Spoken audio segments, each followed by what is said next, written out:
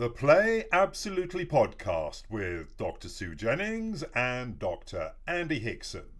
Hello and welcome to another edition of the Play Absolutely podcast. Hi Sue, how you doing this morning? Hi, Andy. Oh, back in full swing, finding ways to stay out of the direct sun because it actually is very hot. Right. Yeah, I say this morning, there we are, we've let a little trick given away to our viewers. We're recording this in the morning, and of course we'll be releasing it later on. We do a quick turnaround here, and hopefully we'll get it out on time. 5 o'clock Tuesday, which I say we haven't missed a date, but we did, kind of. Nobody noticed except for me, or at least nobody pointed it out, because a few episodes back, I accidentally scheduled it for a Thursday. It was ready in time, rather than the Tuesday. Just an accident, just in terms of not being able to see the calendar correctly. Came out on Thursday. Nobody commented. Maybe it's because our viewership is so low. Come on, guys. Help support us. Subscribe to the channel. You know you want to. Anyway, have you had a fabulous week? Yes, you said you've dealing with the sunshine. The podcast has gone out on all of my networks, together with that funny little square box. What do you call it, that black and white box? The black and white box? That you scan in order to get a link. Oh, the QR code. QR code, yes. QR I've never code. understood it, you know me and technology. Yeah, it's just it is just something that cameras, computers that recognize, and it's just embedded a link within this this black box, as you call it, and it just takes you directly to a link rather than having to type in, so www. You use a camera to point at it, yes? Yeah. Okay. Yeah, and some applications like TikTok, for example, have those camera, the QR readers, if you like, embedded within the application itself. Or you can get a dedicated QR code reader application, and most of the time it's just a camera on your phone that's able to read it as well. Yeah. So in terms of playful activities, what you said dealing with the sunshine, are there any playful activities that you can get? I mean, I can imagine you could play, just the top of my head, play vampires, so if the sun is out, you've got to try and run into the shade. Otherwise you're going to turn into a vampire. Of course, you could do so much play in the paddling pool. Yeah. Always making sure there's some shade over the paddling pool while it's very, very hot. But okay. I mean, what you can do in terms of splashing and pouring and jumping in, and all of these things is wonderful. Water is the ultimate play, if you think about it. Water is the ultimate play. Yes. Right. Okay. Although you take it to the extreme, like extreme water pressure, if you have water coming against your skin at extreme pressure, and it goes into your veins or your arteries or whatever, air bubbles, in your bloodstream, will cause pretty immediate heart attack and death. But it has to be extreme for that to happen. It has to be extreme. So we're saying no extreme water play. Actually, it would be really difficult to do that. There have been murders. Yeah, that people have been murdered with air, injected into them. Just a really quick way of stopping the heart, I believe. Sounds painful though.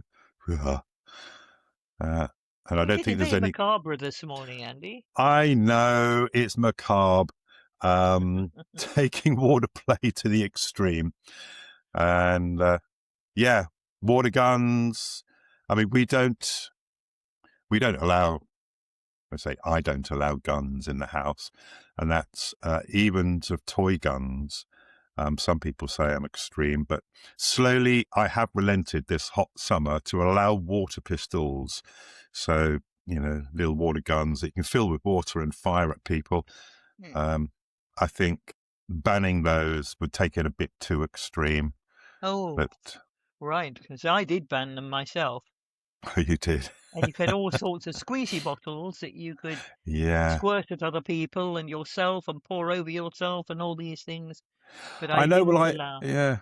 I tried to use that argument of a little while ago. My children were allowed to take sort of water devices. They're having special water play at school, and they were having sort of a game of firing water at each other.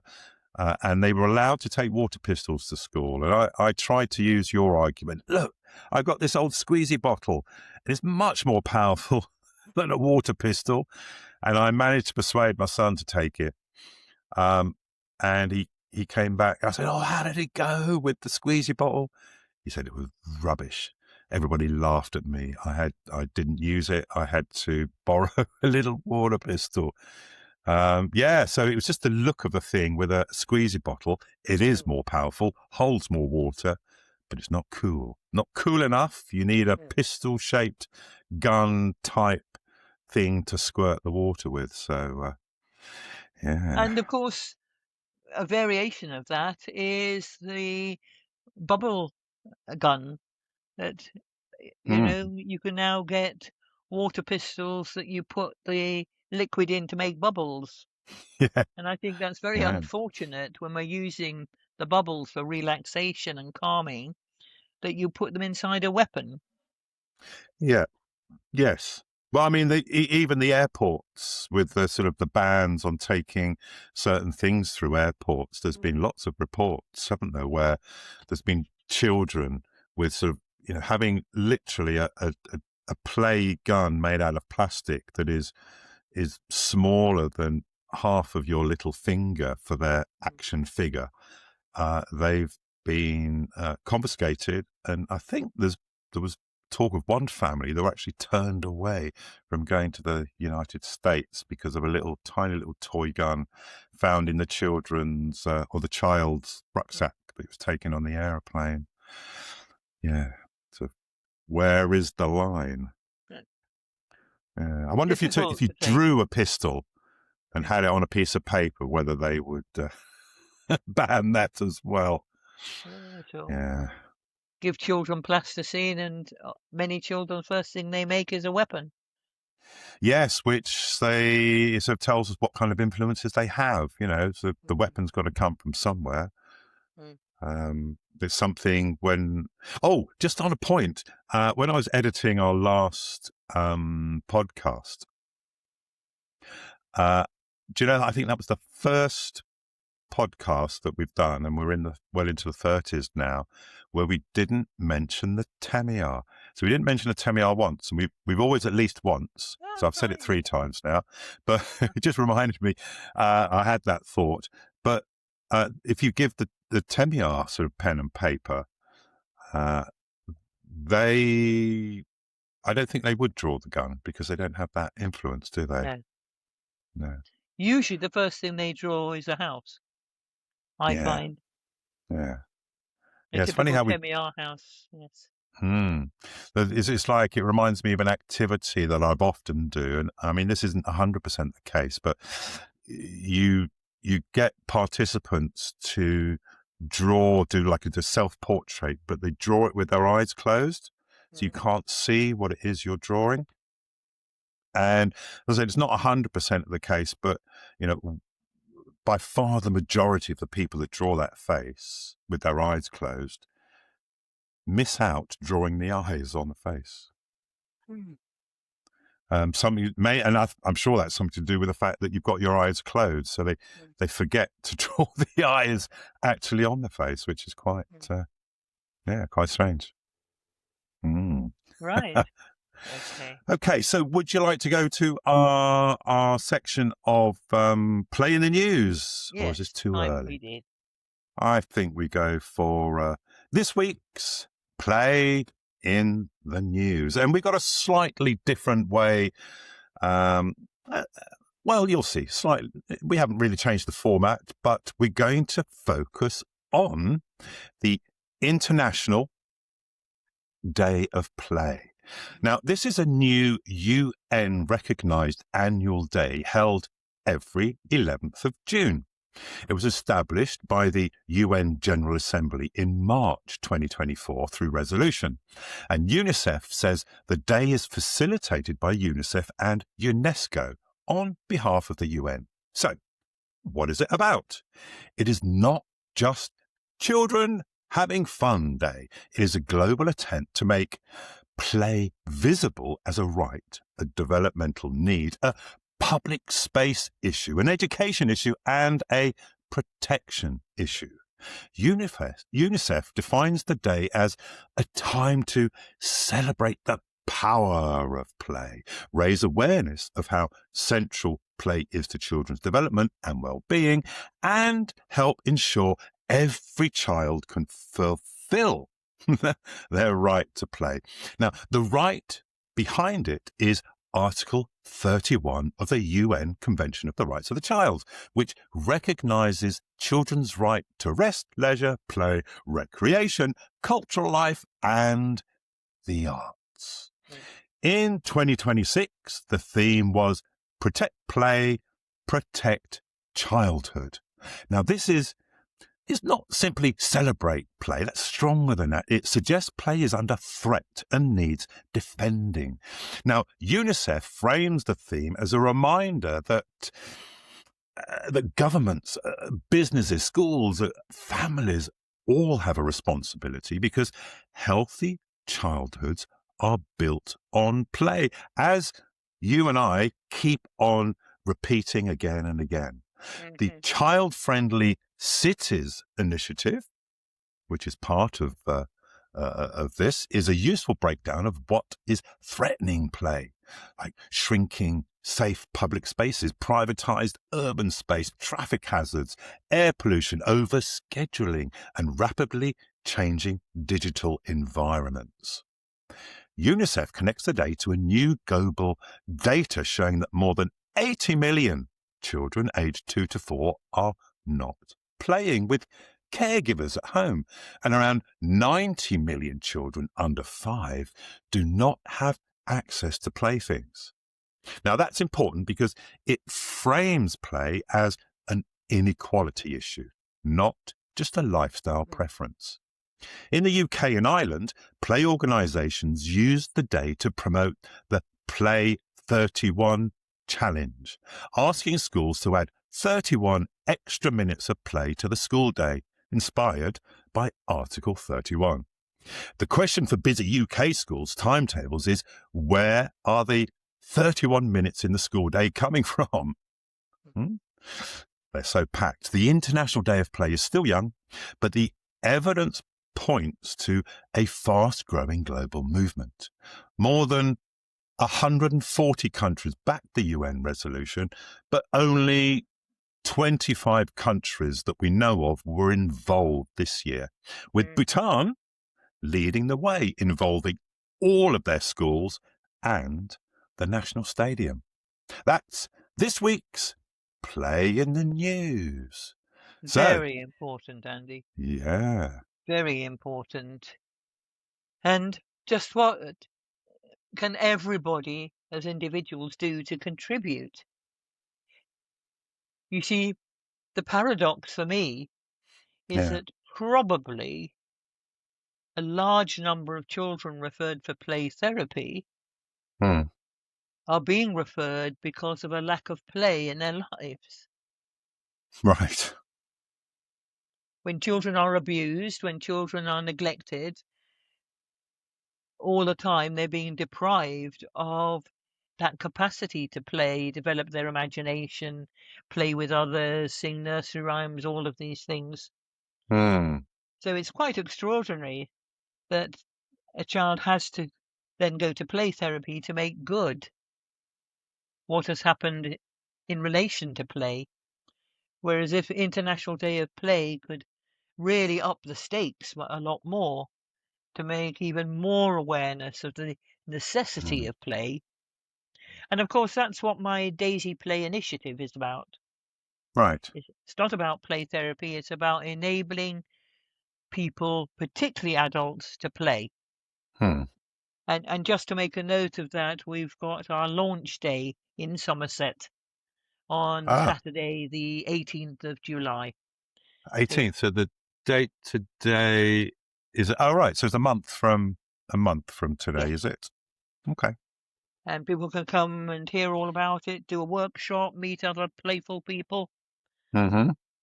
So, and we'll follow it up later with one online as well, so other people that live further away don't miss out. Right. Okay. Sounds good. I mean, the thing that we are very involved, obviously, in play. We got this play podcast, or this podcast about play, is unless I was researching this, I would have heard nothing about the International Day of Play. Mm. Nothing across any social media, Mm. nothing across any news broadcasts. Mm. And although schools were encouraged to do this 31 minutes of extra play, certainly in our local school, they'd not heard anything about it. And yeah, I haven't heard of any of the schools that we deal with Mm. are having any kind of focus on that. And one would So have hoped it would have had banner headlines. yeah, Don't yeah. forget to play. Well, exactly. Don't forget to play. Yeah. Mm. Yeah. Yeah. So, I mean, play. Sometimes play is not really play. Mm. Yeah. Would you say? Sometimes, I think particularly, and we've talked about this before, and I'd like to maybe explore this a little bit more with you, is when play is often, and I find myself mildly doing this without thinking, is that you can get play to be more about obedience, about control. Now, Oh. sort of a mild for me, for example, is, if I'm trying to do a cleaning up a game, so one of the children's bedrooms is really messy. And, if I just try to get them to clear it up, they're not Mm. going to do it. Even if I stand over them, they'll be so slow. Often I just end up doing myself, which is what most parents do. But there's been plenty of times when I've managed to get it into a game of clearing up. How quickly can we get these sort of teddy bears and so on into a box or into their rightful place? And although it ends up feeling a bit like a game to the child, it's almost forced fun, isn't it? It's kind of just, I'm only doing it not really to have fun, but just to get them to clear up their bedroom. So, I mean, not all play. I mean, even if it's like that kind of play, do you think that's a negative thing? Mm.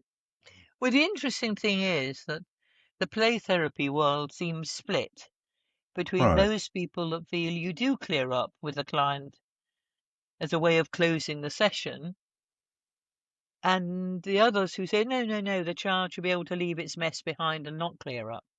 right. Okay. And I Hmm. mean, personally, I see the clearing up as part of the whole process. Right. The having But you made could, all the mess and the daubing and the splashing and so on, it's uh, then time to go back to a little bit of order. So we put things in where they belong. We always have a little ritual of clearing up together. but couldn't that be seen as sort of mildly, if you like, as almost as forced fun? You can see it in, not just in how I've described it, but in many sort of group activities, like the beginning of when we facilitate sessions, and the first thing we do often or usually is an icebreaker of some kind. And that's almost feels like forced fun. Team games, getting involved in the teams and the people that don't want to be involved, drama activities or some classroom tasks and things like this. And everyone is told, you must join in. You're forced to join in. It's kind of forced fun, isn't it? Yeah, you'll enjoy it. You'll love it. But if you refuse, particularly in school, you're going to get punished, aren't you? Or shamed or something like that. You don't freely choose to be involved. It's kind of like compulsory fun. But one could also equate that. Yeah. And talk about before a really enjoyable football match, the footballers warm up and do silly exercises and skip and so on. Right. So it's almost like a similar process, that to really be able to play at anything, you have to be prepared for it. So what about moving on to one of the things that the UK government is introducing at the moment is banning social media for the under 16s. Some would argue brilliant. In many respects, I would say that's a great thing. But then in terms of, it's not just social media, it's all kind of online games that children are involved in. Now, they're not banning those. And one sort of caption I've heard people use on this aspect is about gamified surveillance. Gamified surveillance. So you've got applications, you've got platforms, you've got school systems, smart toys, something that turns what the child is doing, their behavior and so on they score it into scores and sort of data, and it's different ways of monitoring what it is they're doing. So in some respects, you could just say that it's play that's not really play, because it has a deeper meaning, deeper structure, if you like, where it's tracking and shaping and just extracting the data and so on of the child or children that are involved. It's like the playground have cameras now. Yeah.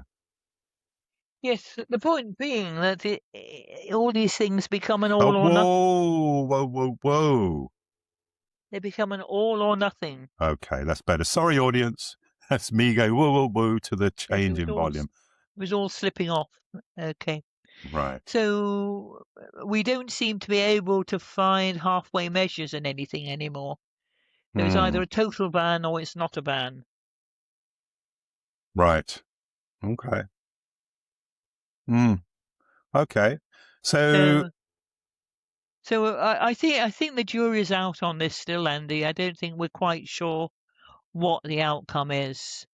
The same as we're not totally sure what the outcome is of banning smartphones in schools and having to leave your smartphone at home, or else hand it over to a locker that you can have again at the end of the day. Yeah, of course, when I was at school as a child, it was all about banning things like the technology that was banned was calculators. You couldn't take calculators in. No, you had to use a ruler.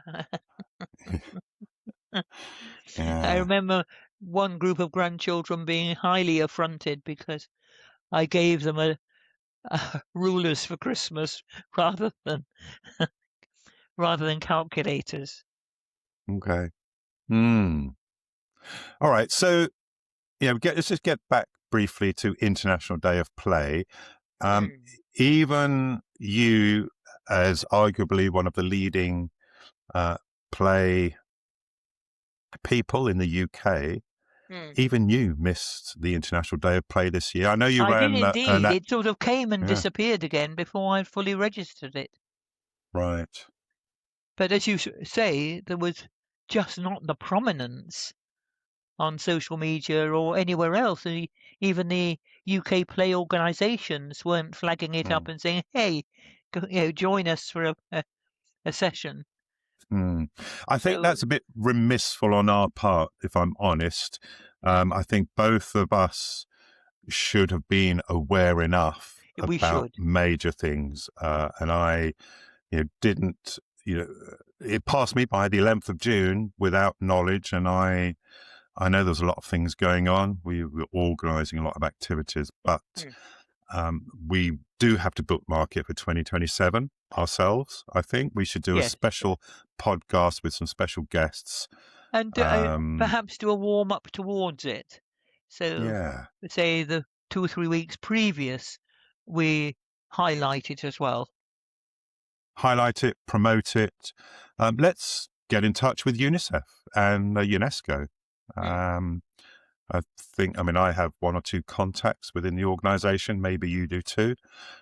We can see, how we can promote it worldwide, but also let's get our local communities, our local schools doing some stuff for it as well, I think. So we mark that down. International Day of Play 2027. We have a year in which to organise it. And some ideas. And maybe that's how another way our viewers could get involved is comment down below, make some suggestions of activities and so on that we could promote for the International Day of Play. Absolutely. Okay. And also, I will keep monitoring it because they'll release sort of the theme for 2027 shortly. And as soon as that's released, let's banner that.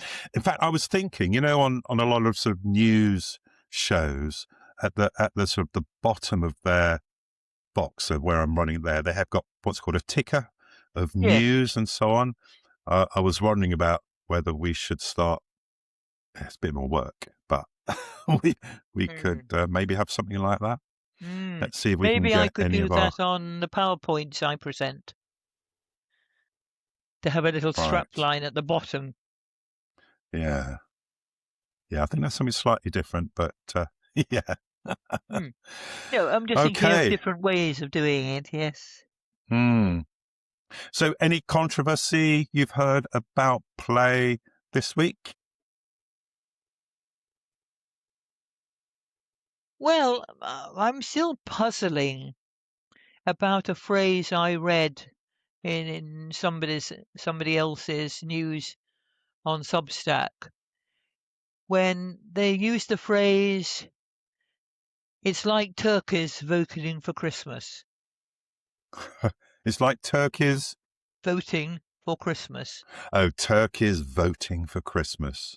And I don't know, is that a phrase you've heard before? It's a phrase, yeah. Because I had not heard it before. Okay. And I just got to puzzling about it. It's a playful way of using words. And basically, you're saying people are stupid, aren't you? Sorry? Basically, you're saying who you refer that phrase to is stupid people. Anyway, that's something I was pondering. Was it playful or not? No, I don't. I personally don't think it's that playful. Why would a turkey vote for Christmas? Because the turkey is going to be eaten at Christmas. Well, it was comparing it to a political party. Right. It was comparing it to situations where the writer of it felt that people voted inappropriately. Yeah. And said it's just like turkeys voting for Christmas. Yes, but which is suggesting that the voters are stupid because they voted the wrong way. Yeah. Okay, so right, let's draw this podcast. Oh no, the one thing we need to mention. Are you right there, Sue? Yes, I'm here. Yeah, sorry, you got your eyes closed there. You look like you were dreaming. I was having a think. So let's let our viewers know, if they don't know already, that this year you and I, are running a neurodramatic play summer school, Yes. which is going to be in the Welsh rainforest. Yeah, how many people know that we have rainforest in Wales, temperate rainforest? We do. So it's going to be a neurodramatic play summer school towards the end of August. The early bird price is until the 28th of June, I believe. So book before the 28th of June to get the early bird price. Then it goes up a little bit, but it's still pretty cheap for what you're getting. You can find details of this in the description. We'll leave details in the description of the pod if you'd like to join us. But And it's you a can gain a version. certificate from it too. Gain a certificate. And it's for those people that haven't been able to join us on our neurodramatic play in the jungle projects due to budget or time, because the NDP in the jungle is sort of nearly 3 weeks. This is 3 days, but it's a great introduction and you'll have a great time, meet some fabulous people, limited numbers, small group. Be lovely to see some of our viewers there. Great. So let's draw this podcast to a close. And just bear in mind that for next week's podcast, I'm going to challenge you, Sue. So you've got a week to think about this. And we sort of touched upon it a little bit earlier, is this thing that not everything play is joy. You know, there's lots of ways of presenting play as masking activities of play that could actually be harmful and damaging, and deliberately so. So we'll have a look at that as one of the topics next week. So have a think about some answers, because I'm going to be challenging you. All right.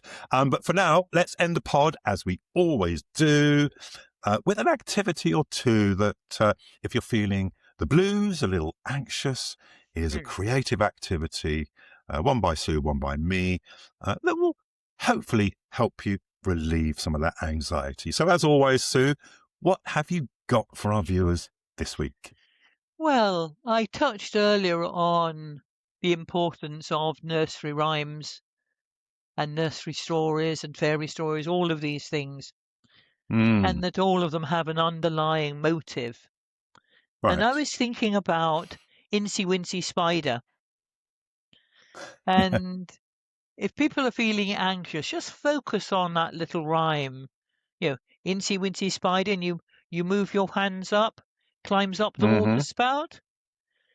Down comes the rain, and washed poor Incy out. Out comes the sun, you can use gestures again. Dries up the rain, and Incy Wincy Spider climbs up the spout again. And it's so simple, it's repetitive, and it's all about keeping going. You know, okay, you get washed away, but the sun dries up the rain anyway, off you go again. Wow, amazing. This week I have the tiny weather report. Okay, you can join in if you like. So I'll actually demonstrate it this time. Get your hand and put one hand on your chest or your stomach. Take a slow breath in and then whisper, "Inside me today, the weather is foggy, stormy, wobbly, windy, heavy clouds, tiny sunshine." Then exhale and add weather changes. So just to try and turn anxiety into an image. That's all. Really simple. Yes. Yeah. Transform your anxiety into a type of weather. Yeah. Okay. Great idea. So been fabulous to talk with you again this week. Good luck with, I know you got a lot on this week, as have I. We look forward to seeing our viewers next week. Please, if you've liked today's episode, do give us a like and subscribe to the channel. It really helps us and helps the algorithm, so it's shown to more people. But for now, don't forget to play. No, don't forget to play. That's right. Bye. Bye.